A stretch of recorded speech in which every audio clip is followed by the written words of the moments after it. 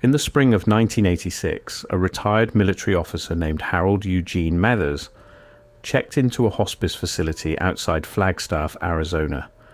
He was 71 years old, suffering from advanced pulmonary fibrosis, and he had approximately 6 weeks to live.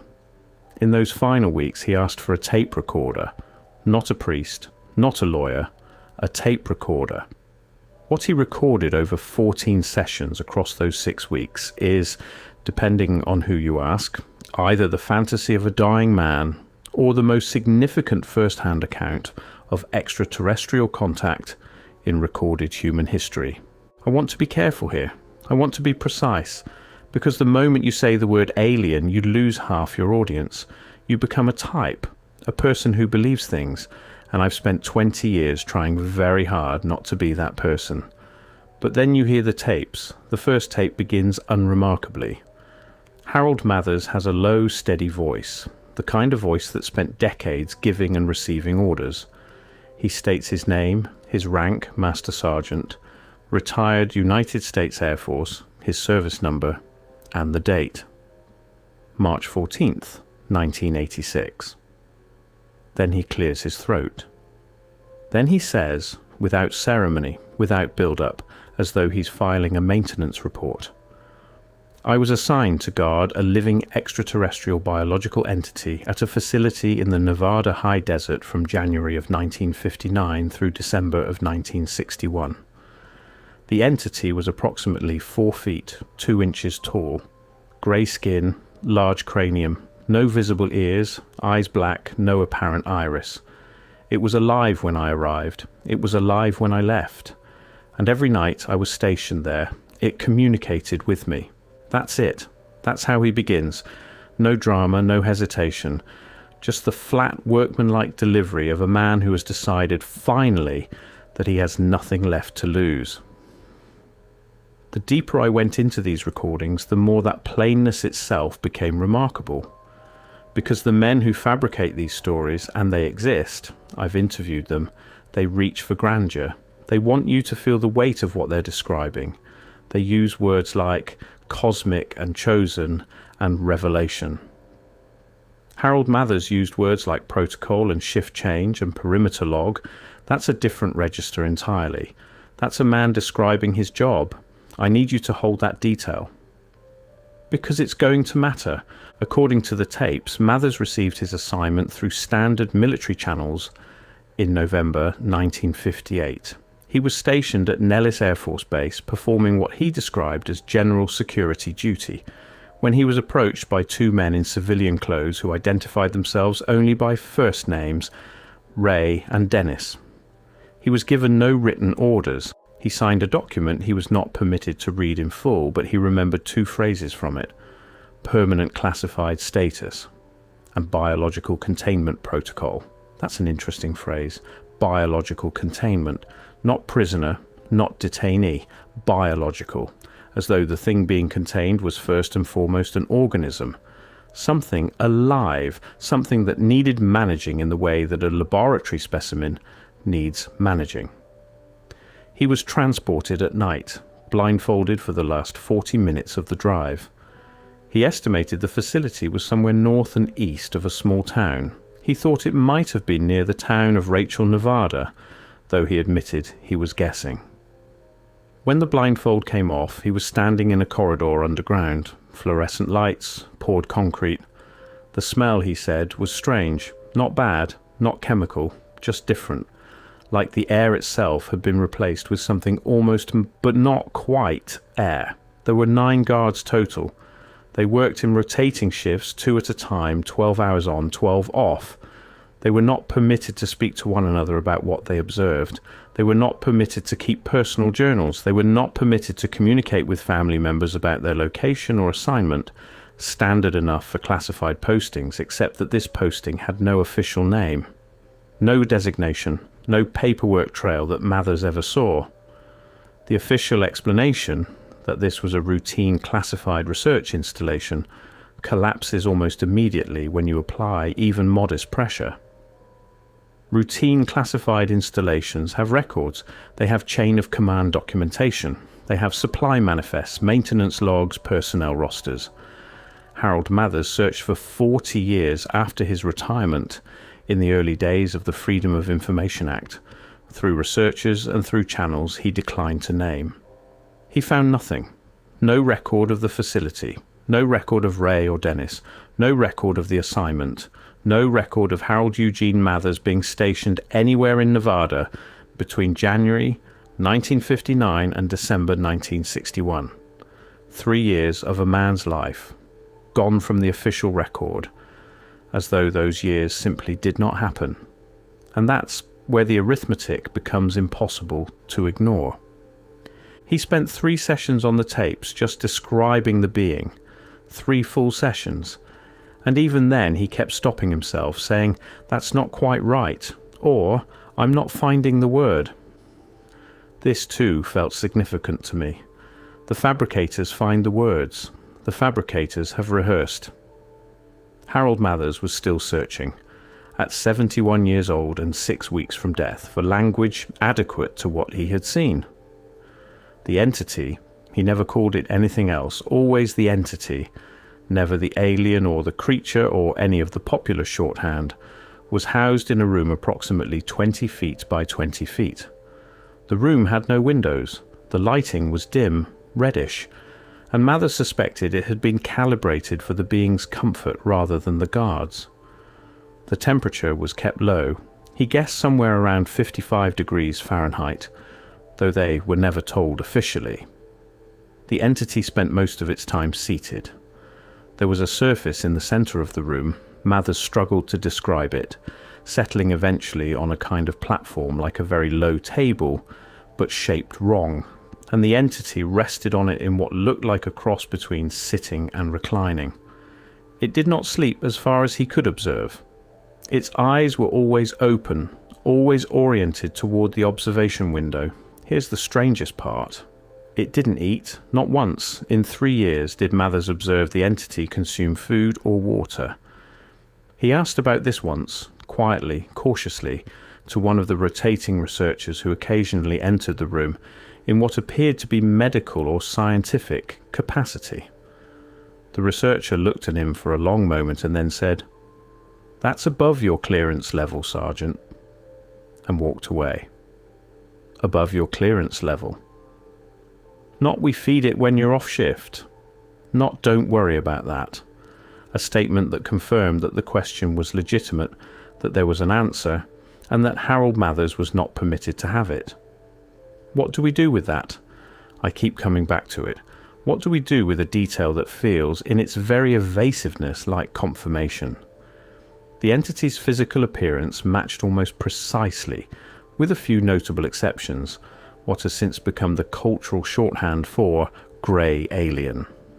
Large head, disproportionate to the body, enormous black eyes, almond-shaped, a small thin-lipped mouth that Mathers said he never saw open, no visible nose, only 2 small slits. Fingers, he counted them, 6 on each hand, longer than human fingers, tapering to rounded points. The skin had a texture he struggled to describe, not smooth, not rough, something in between. He said once in the 4th tape that it reminded him of the surface of a mushroom. Cool to the touch, though he only knew this from one incident, which we'll come to.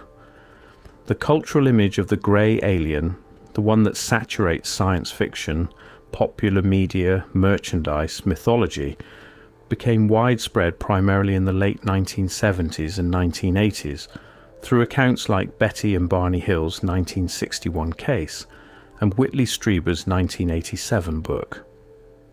But Harold Mathers was describing something in the winter of 1959, before most of that cultural vocabulary existed at widespread scale, before the image had fully crystallized in the popular imagination. That doesn't prove anything. But it raises a simple yet critical question. Where did the image come from, if not from the thing itself? This is the part I've wrestled with most, because it is, on its surface, the least credible element. And yet, listening to him describe it, I find I cannot dismiss it as easily as I should be able to. He was approximately 3 weeks into his assignment when it first happened.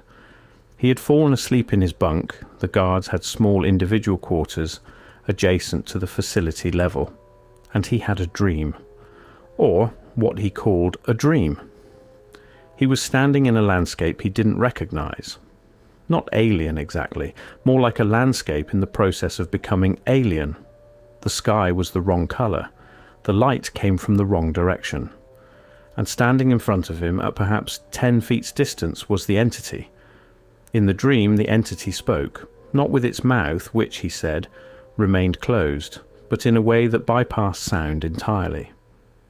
The communication arrived, he said, as knowing, as though information were being placed directly into his understanding, bypassing language, bypassing interpretation. He knew what it was communicating the way you know your own name, without processing it, without translating it. What did it say? Or convey, or transmit, or however we want to characterize it? First contact, he said, was simple, almost introductory, an identification. Not a name. Names, he came to understand, were a human concept the entity found somewhat confusing, more like a position, a function. The entity communicated something that he could only translate imperfectly as, "I am the one who remained." Remained after what? He didn't know. He didn't know for months. This happened every night, every single night, without exception, for the entirety of his 3-year posting. He tried to describe the quality of these communications as the sessions went on, and his language evolved interestingly. Early on he used words like dream and vision. By the 6th tape, he had abandoned those words almost entirely. He started saying sessions, then transmissions. By the final tapes, he simply called them the conversations.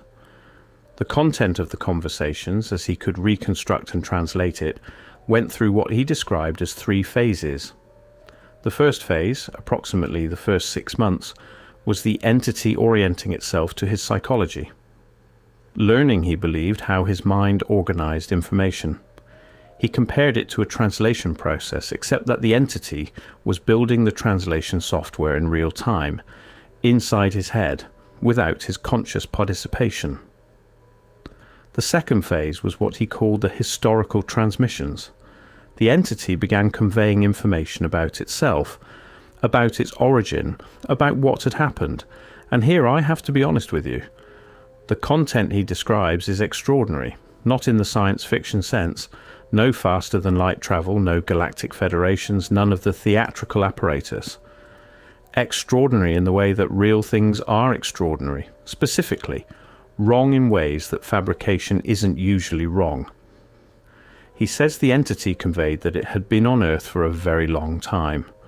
Not decades, not centuries, a span of time that he found essentially incomprehensible, that he could only receive as a feeling, vastness, geological vastness.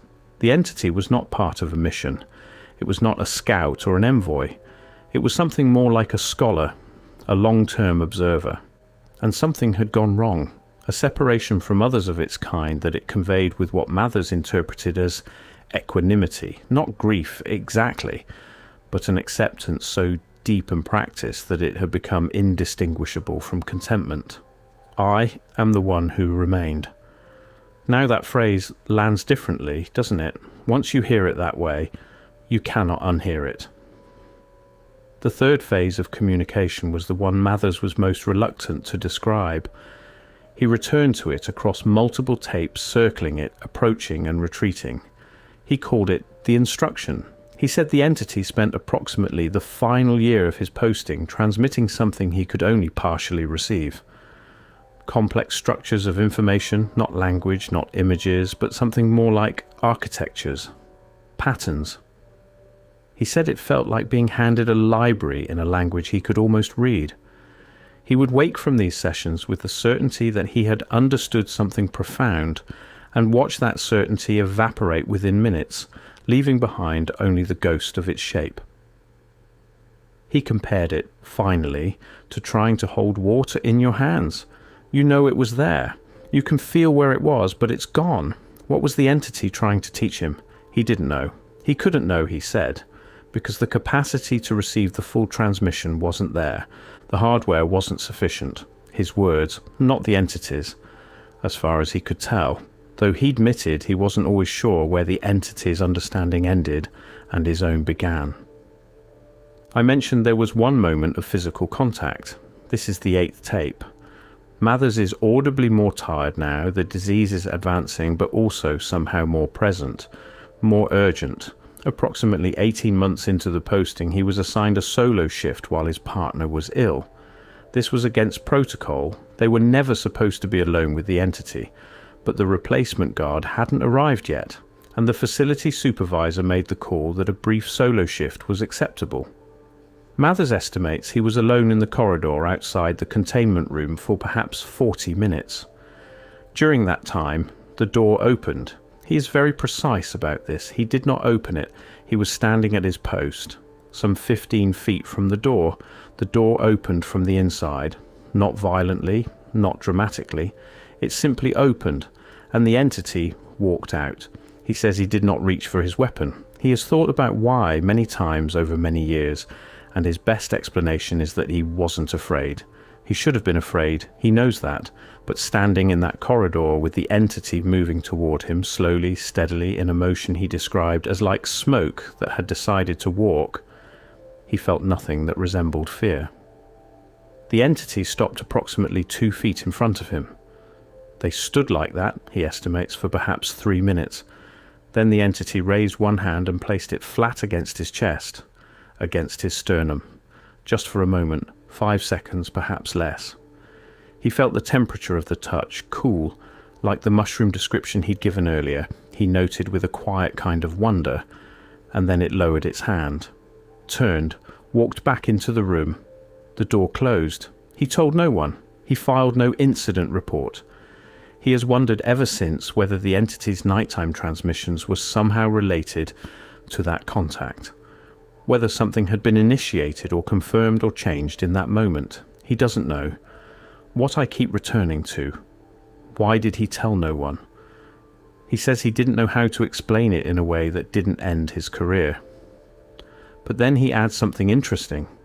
He says he also didn't want to explain it, that the moment felt private, like something that had been given to him, and reporting it would have meant surrendering it. Does a fabricator include that detail? Does someone constructing a story for credibility think to include the irrational possessiveness of an experience they know they need to report but don't? I genuinely don't know. But that detail has stayed with me longer than almost anything else in the recordings. When Mathers' posting ended in December 1961, he was debriefed over 3 days by people he never saw again and was never able to identify. He signed additional documents. He was told, in language he remembered as clinical and absolute, that he had no information to share with anyone about anything he had observed for the remainder of his natural life. He complied. For 24 years he complied. He married. He had children. He retired quietly from the Air Force in 1971, and he spent 15 years working as a security consultant in Phoenix. By all observable measures, he was an unremarkable man living an unremarkable life. His daughter Patricia, whom I spoke with briefly through a mutual contact in 2019, said she had no idea about the tapes until after his death. She described her father as a quiet man, a good father, someone who rarely talked about his service years. She mentioned, almost as an aside, that he sometimes woke from nightmares, that this had continued throughout her childhood, throughout his whole life, that he would sometimes appear at breakfast looking, in her word, depleted, as though he hadn't really slept. The nighttime transmissions, it seemed, had not entirely stopped when he left the facility, or something had taken their place. She didn't know. He never explained. He died on April 29th, 1986. The tapes passed to a civilian researcher named Carl Whitmore, who had been corresponding with Mathers through a classified advertisement network in a now-defunct UFO research newsletter. Whitmore died in 1994, The tapes exchanged hands twice more before reaching the person who eventually provided me with recordings. The chain of custody is imperfect. I acknowledge that freely. The original tapes, 14 sessions, each between 40 and 70 minutes, have never been subjected to voice stress analysis, spectral audio forensics, or any other form of technical authentication. The recording equipment and tape age are consistent with mid-1980s consumer-grade electronics, which narrows nothing appreciably. The pattern here repeats with unsettling precision, by the way, the untraceable documentation, the dead ends, the chain of custody that grows more complicated the closer you look. Whether that's the natural entropy of a genuine suppressed account or the designed obscurity of a sophisticated fabrication, I cannot tell you. I wish I could. I've spent a long time with Harold Mather's voice, more time than I've spent with most things, and I find that I've stopped asking whether I believe him and started asking something different. What if the knowledge that the entity was trying to transmit, those architectural structures, those almost readable patterns, what if some portion of that transmission actually landed? What if Harold Mathers absorbed something he could